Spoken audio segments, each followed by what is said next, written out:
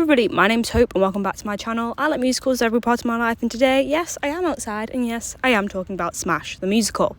So if you're wondering why I'm outside, it's because I cannot bear to be in that dingy college building again. I hate it so much and it makes my videos look so dull and so sad. So I thought, wow, it's 27 degrees today. Let's come out here and film in the real world. But yes, today I'm going to talk about Smash, the musical. It just announced it was closing, and obviously my heart goes out to the cast and the crew and creatives and everyone that built to create that show, because you put in so much work and then to only run on Broadway for a couple of months is really sad. When I went to New York, I went to go and see the show. People made it out to be like it was really terrible, and that was really not the case. And so I just want to talk about the plot, because I think that was the thing that most people had issues with, and just explain what the plot was, and you can kind of make up your mind for yourself. But I do want to make it clear, this is not a video hating on any of the cast and the crew and the creatives involved. Obviously it takes so much money and time and effort to put in a show, so this is not about them. This is purely just me telling you what the plot is, and because there's no plot online, this is going from my memory from about 2 months ago, so things might not be in the right order, things might be slightly wrong, but as a whole I think it will be pretty correct. So if you like videos of this, remember that you can comment, like, subscribe, do all that fun stuff. You can also follow me at my social media switches, xandwilsonx on Instagram, and HopeWilson45 on TikTok and Twitter, although I don't really use Twitter, let's be perfectly honest, but I do use the other two, so I am around. So yeah, without further ado, let's get into it. So I thought I would start with the characters, because the characters are different to the show. There are some new ones, there are some taken out, and I'm also going to talk about some plot lines that relate to some of these characters and whether they're taken out or not as well. So we're going to start with Ivy. Ivy is Megan Hilty, and in the show is Robin Herder. This character is probably the only one that more or less stays the same. There's very little difference. I think the only huge difference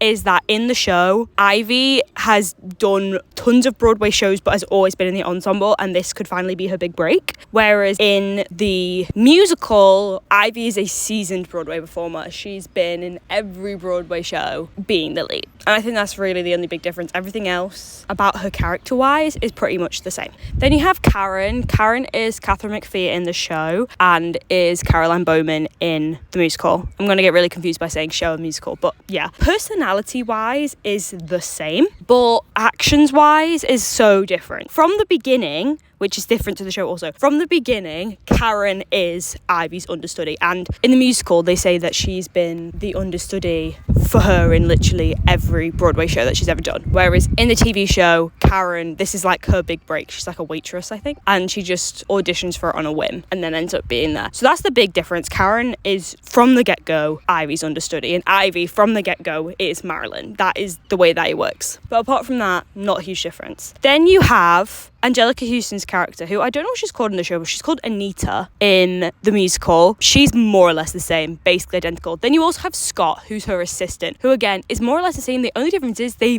Gen Z-ified him. He's like the stereotype of a Gen Z, and I'm a Gen Z, if you were like wondering. So like anyone born like early 2000s vibes, pre-2010, they're a Gen Z. And like he has no knowledge of any pop culture pre-2005. And that's basically his whole personality. So yeah, although all the characters like find him really annoying, I just think he's an idiot. That's my 2 cents on that. Then you have Tom and Julia, who are the songwriters, who in the show are best friends, and Tom is gay and Julia is married to someone else. And in the show, they're married to each other. So in the television show, Tom is Christian Bale, he's gay, and he has a lot of gay dalliances. Obviously not a thing in the show, because they're married. It changes from Tom to Jerry, which I think is hilarious, and then it changes from Julia to Tracy. So it's Jerry and Tracy, and Tom and Julia are the same characters more or less. In the television show, Julia, she has a husband and son, and she has an affair with the guy playing Joe DiMaggio in Bombshell. This is going to get kind of confusing, but if you've seen the show you'll probably understand. She has an affair, and that's like a whole massive plot point of the television show. Doesn't exist in the musical because they're married to each other. So that's all cut out. All the dances with Tom are cut out, obviously, because they're with each other. And that's basically it. Tom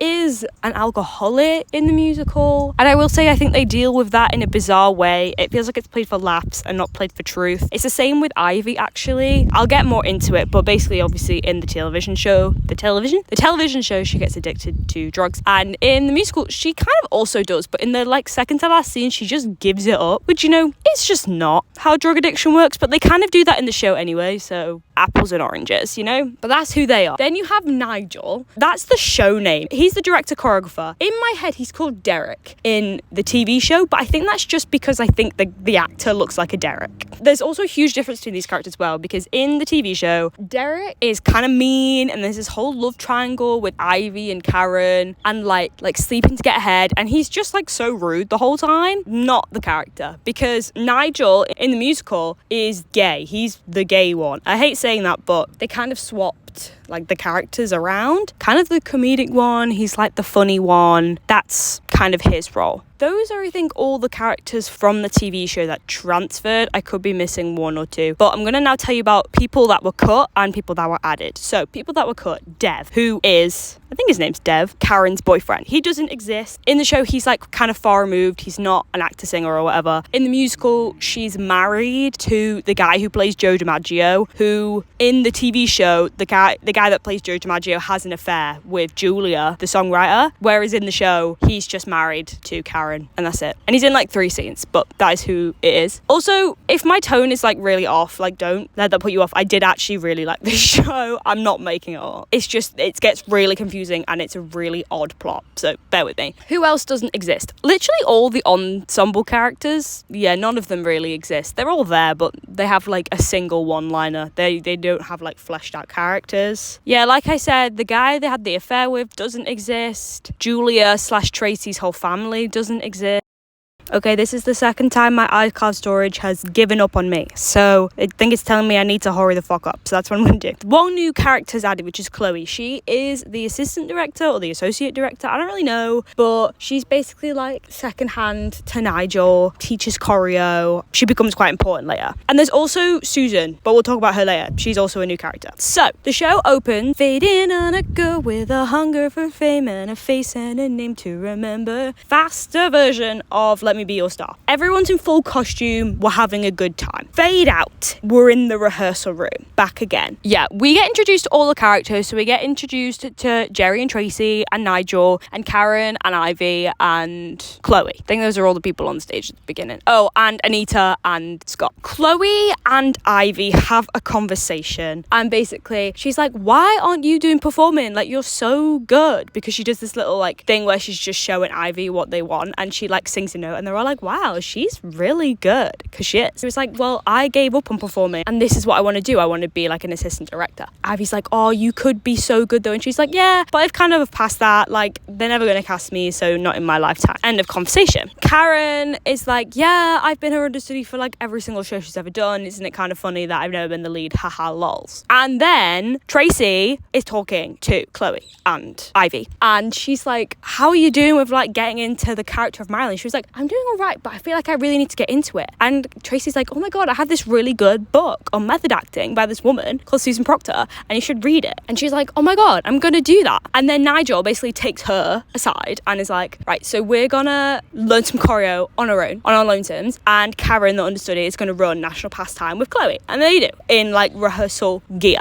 I've had to move the camera because it keeps falling over. So the plot of this is very episodic, and like there isn't actually a whole lot of plot to it, so that's why I'm kind of like speeding through it, but just know this is actually what happened. It's like scene change, scene change, scene change. So scene changes, we cut to Jerry and Tracy, and they're like, I kind of want a new song for the finale, like I feel like it would like work or whatever. And Tracy's like, hashtag secret, I actually wrote a song based off one of the songs that we wrote ages ago. Give me your opinions. And because Tom is the piano player and Julia is the writer, so it's the same in this. Jerry is the piano player and Tracy's the writer. Basically, it's Secondhand by Baby Grant, and she starts singing it, and they're like, yes, please. And then Ivy comes in, and Ivy sings it, and they're like, perfect, amazing. This is a great finale. Love this for us. Things happen that aren't really overly important to the plot. So, like, Angelica's looking for buyers because they've got no money, and, like, Scott is knowing nothing because he's an idiot, and they're, like, doing more numbers from the show. And basically, when I say this happens, like, that is literally, like, what happens. Like, they just tell you that's what happens. That's why there's no like specific plot point. Also, they keep going to Sardi's, which is this restaurant in New York opposite where Death Becomes Her is at the Lumpford Town, and it basically has all these caricatures of like actors' faces in it. And I only knew that because there's lots of caricatures of people's faces in it on the set. But yeah, so that happens, and basically Ivy starts becoming more like Marilyn. She's been reading the book and she's like adapting the voice. I can't do the voice. She's becoming like not a very nice person. And basically Susan Proctor, the writer of the book, shows up. Ivy's like, yeah, this is my new acting coach Susan, who wrote the book, and you have to pay her now because she's my acting coach. And they're all like, we don't really have the money for this, and what? But you can't get rid of her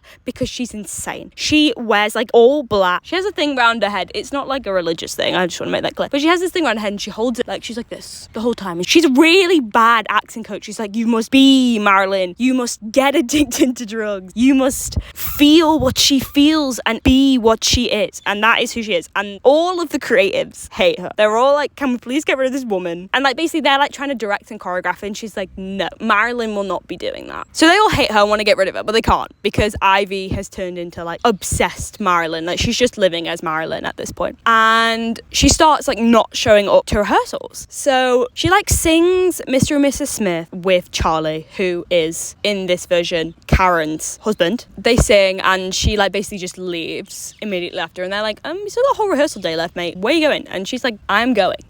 #goodbye. And all the creatives at this point are like, what do we do? Because she keeps not showing up for rehearsals, she doesn't know what she's doing, she's acting all weird, like, do we get rid of her? That is what they're saying. They're like, I'm not team Ivy right now because she's becoming an unreliable. And Karen keeps stepping in and she's like, okay, I'll do it, fine, whatevs. Then we get Jerry doing Don't Say Yes Until I Finish Talking, which does just happen in the show. It's exactly the same premise because he's mad at Tracy for writing a song without him. Guys, this is why I don't look in the great outdoors, because this is just the things that I have to go through. So he's mad at Tracy for writing a song without him. So he's like, well, two can play that game. So he does Don't Say Yes Until I Finish Talking. And I kind of love it because it is genuinely one of my favourite numbers in that whole thing. I'm having to change to this angle because it won't stay up otherwise. So sorry about it. So another day of rehearsals goes by. Ivy's not here and they do 20th Century Fox Mambo. And it's either Ivy shows up, does the first half, then doesn't know what she's doing, then Karen steps in, or the other way around. Karen's doing it and then Ivy butts in. I cannot remember which way. I want to say it's the second way around, but I could be wrong. Then we cut and we carry on. By the way, there's lots of interchanging scenes of them being at the restaurant and they needing money and them talking about whether they're going to keep on Ivy and why they hate Susan. Like, these things just keep coming back. And so I don't really feel like it's relevant to mention them again and again because you already know they're going on, just for your reference. So today, it's the Sitz Probe, which if you don't know what a Sitz Probe is, it's basically the first day the band and the singers like come together. Ivy's not here. Surprise, surprise. Surprise, surprise. Sorry, that was an intrusive thought. Ivy's not here and Karen is like stepping up. So she starts singing Don't Forget Me, which if you don't know is the big song that finishes Bombshell. And Karen's singing it and it's going great. And then Ivy walks in full Marilyn and then finishes the song. And Karen's like, okay, guess I'm gonna sit down now. And it's hella orcs because no one wants Ivy there because she's turned into this horrible human being. And then they move on because that's just the way that it's structured. It's like scene change, scene change, as I said before. So then we go into I Wanna Be a Smash, which, by the way, kind of love that number. Super underrated number in the show, just in general. And Karen's in the ensemble and Ivy is doing the number, but like she's kind of not okay. She starts like questioning whether she's like actually kind of horrible or not. And Susan's like, nah, you're fine. You need to live as Marilyn, so live as Marilyn. And she's like, okay, we'll do that. So fast forward, I say fast forward, it's literally like the next scene, I'm pretty sure. It is the first preview of the show, like the out of town tryout. That's what this is. Marilyn, Ivy, not here at all. Hasn't been here all day. Apparently she's in like Florida and she's not coming. Like, I don't know where this is. I think it's set in New York. Anyway, she's nowhere close to where she needs to be. So Karen is like, oh my god, I'm gonna go on as Marilyn. This is super exciting. Also, this is crazy that it comes up later, but basically there's a random plot point in the beginning that every day Karen makes cupcakes for everyone right at the beginning, and they're super nice. So for the first preview, she makes cupcakes for everyone, and then her husband comes in and he's like, oh my god, I'm so excited for you, like so cool, gonna get ready. She leaves and then she comes back and she's eating a cupcake, and they're all like, okay, we need to get things sorted, like need to sort things out, like get all the dance caps and stuff, like rejig everything, because obviously Ivy's not going on. And Karen comes back and she's eating a cupcake, right? And the husband's like, where'd you get that cupcake from? And she was like, oh well, like I already had mine, so this is just Ivy's, just in her dressing room. And he's like, what? And she's like, yeah, this is like Ivy's cupcake. And he's like, no. He's like, no. And I'm at this point like, what? And turns out the husband poisoned the cupcake with laxatives so that Ivy would get sick so that Karen could go on. But now Karen's eaten the poisoned cupcake, so she starts, you know what she starts doing, and then she runs off. And so they're like, they've got no Ivy, they have no Karen. Who's gonna go on as Marilyn? It's Chloe. Chloe's going on as Marilyn. She's the only one that knows it. She doesn't have a costume or anything. So literally the end of Act 1 is Chloe singing Let Me Be Your Star. By the way, it's great, don't get me wrong, but what the hell? The whole premise of the show is that it's the Ivy and Karen rivalry. That is what you're there to watch. That's what you care about. There's none of that in the musical. They cut out all of the rivalry. It's kind of set from the beginning that you know that Karen is never gonna be Marilyn, because they're like, Ivy's Marilyn, and then now that Chloe's gone on, the second act basically becomes Chloe versus Ivy. And they even bring it up later, like Karen is literally like, was I ever in the mix? And they're like, no, sauce, even though she's the understudy. Make it make sense, I don't know. But anyway, end of Act 1 ends with Chloe at the first preview singing Let Me Be Your Star, which is a whole drama. They have to be like, hey, Ivy's gonna be played by Chloe today, fun fact. So Act 1 opens and the first preview is all over Twitter, like everyone's loving Chloe. They're like, oh well, I don't think my Ivy's gonna be that good because Chloe was amazing. Oh, who's gonna play Chloe tonight? Will it be Ivy? Will it be Chloe? Or will it be Karen? It won't be, but will it be Karen? It won't, but it might be. So basically all the creatives are like, well, what do we do? The audience want Chloe, but like Ivy was the original Marilyn, but we also don't want it to be Ivy because even though she's the best, she's not very reliable. And so they take a vote that Chloe versus Ivy. Like they keep writing off Karen this whole time. They're like, we're not Karen. They're like, nah. They're literally just like, nah, no, not her. And basically they end up voting for Ivy. Do they? I actually don't remember. I think Ivy ends up winning. And there's lots of talk around the cast, basically, because even the cast don't know who's going on. They're like, is it going to be Chloe? Is it going to be Ivy? Like, I actually don't know. And Chloe's like, I don't actually know if I want to do Marilyn. Like, obviously it would be great. I'd love to, but also like I'm the assistant director on this production. I'm not Marilyn. So I don't know if I actually want to do it, which they never actually ask her to, which is crazy. So they go to a bar and basically Jerry gets drunk and is like, oh my god, Chloe is gonna be our new Marilyn. And she's like, oh, this is really orcs, I don't really know what to say, cool, thank you, and then leaves. And then Karen is pissed off, which like kind of rightfully so. She literally asks, is like, was I ever like an option? And they're like, no. And she's like, well, that hurt my feelings. And she sings, they just keep moving the line, and this is the best number in the show. It was amazing. Caroline Bowman was phenomenal singing this song. Like, she made it sound so easy and it was just so great. And I also know it was really good because I was sat next to my mum watching it and she went, wow. And I went, yeah, that was great. Things are happening and Ivy basically realizes I'm a terrible person. Like, I've been treating everyone horribly, and obviously she wants to be Marilyn, and now she's been #fired low-key, even though they kind of decided it was her. It was a whole thing, and I'll be honest, I feel like I'm remembering parts of it wrong, so don't quote me on it. And they go to Ivy and they're basically like, it's yours. She ends up firing the acting coach because she's crazy, and I don't mean that in like a derogatory way. Like, she actually just is the weirdest character in this whole thing. And Chloe's like, whether you were going to pick me or not, it doesn't matter. Like, I was never put in this room to be Marilyn. It was never my plan. I'm the assistant director and that's where I want to be. Like, I want to do creative stuff. I don't want to be Marilyn. And like, power to her, because that's so fair. And she's like, this is like the start of like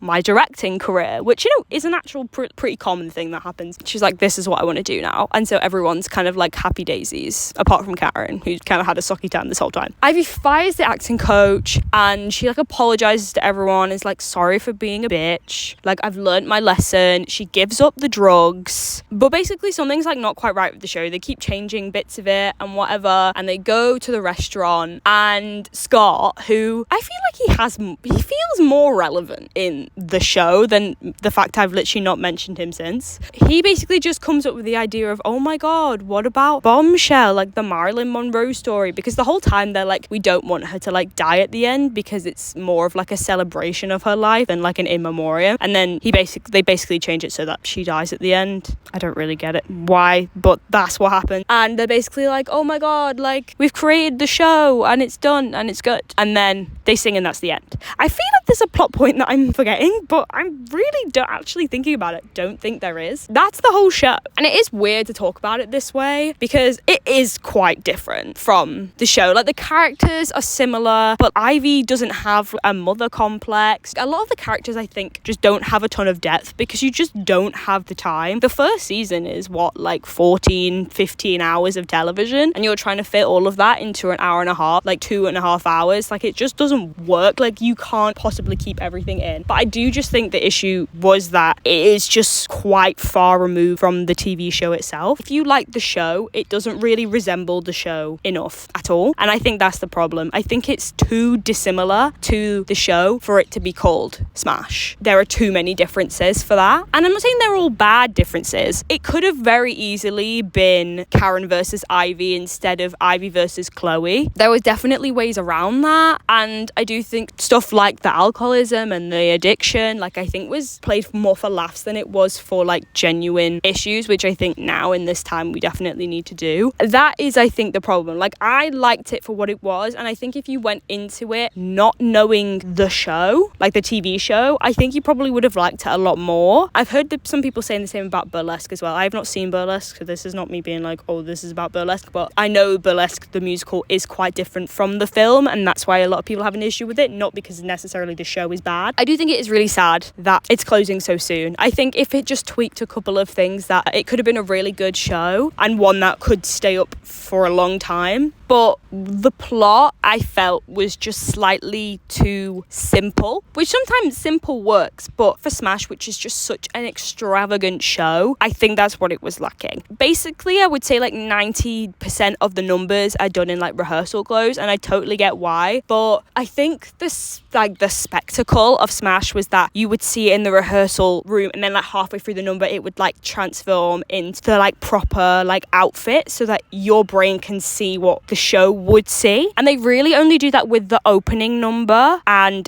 one or two other numbers in the show. I think Let's Be Bad also is full costume, and I think there's one more, but in the first act the first number is in full costume, and I don't think you then get another number in that first act which is in full costume at all, and that's what I think it needs. It's the same with like Glee. Like you see it sang and then you see it on a stage, and it just changes the whole effect because that's how it works. I can't explain it, but hopefully you know what I mean. I think a lot of the character culling was fine. I don't think that Karen's boyfriend is relevant. I don't think that you needed the affair plotline in such a short space of time. Like that is totally fine to me. But I think I would have liked maybe a love triangle with the director and still having Tom and Julia / Jerry and Tracy being quite similar to their counterparts. The addition of like Susan Proctor kind of fell flat because her character was so unrealistic, and that's not, by the way, it was playing. Like all the performances in this I felt were actually really strong in regards to the source material. It's like basing the musical off a book but marketing it as if it was based off the film of that book. Do you know what I mean? That's kind of what it felt like. And like I said, I did like this show. Looking at it from an objective view, like it's a fine show, like it's a good show. Just comparing it to, especially at the moment, like this Tony Award season was one of the most competitive Tony Award seasons we've had in years. I think it really lost its edge because it was against so many well-written, well-produced, well-created shows. And I'm not saying that Smash wasn't one of those things, but more in the sense of it